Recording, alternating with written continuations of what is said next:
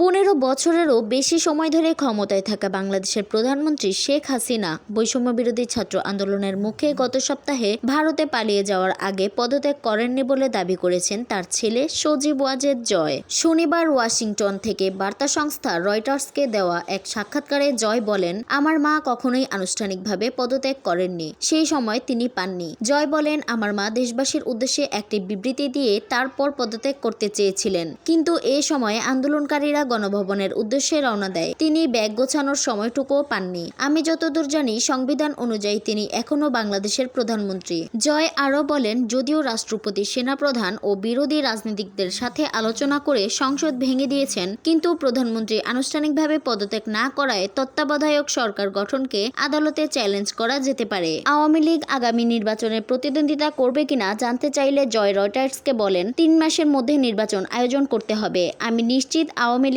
ক্ষমতায় আসবে, না হলে আমরা বিরোধী দল হব, যেভাবেই হোক ভালো। জয় জানান, তিনি বিএনপি নেত্রী খালেদা জিয়ার সাম্প্রতিক বক্তব্যে খুশি হয়েছেন। শেখ হাসিনার দেশত্যাগের পর খালেদা জিয়া তার দলের নেতাকর্মীদের উদ্দেশ্যে কোনো প্রতিশোধ বা প্রতিহিংসা না করার আহ্বান জানান। জয় বলেন, আমি বেগম খালেদা জিয়ার বিবৃতি শুনে খুব খুশি হয়েছি। আসুন আমরা অতীতকে ভুলে যাই, আমরা যেন প্রতিহিংসার রাজনীতি না করি। ঐক্যবদ্ধ সরকার হোক বা না হোক, আমাদের একসঙ্গে কাজ করে যেতে হবে। সবশেষে দেশে ফেরা প্রসঙ্গে জয় বলেন, আমি বেআইনি কিছু করিনি, তাহলে দেশে আসার জন্য কেউ আমাকে আটকাবে কি করে? আওয়ামী লীগ কোথাও যাচ্ছে না, কেউ আমাদের নিশ্চিহ্ন করতে পারবে না। আমাদের সাহায্য ও সমর্থকদের ছাড়া বাংলাদেশে স্থিতিশীল পরিস্থিতি আসবে না।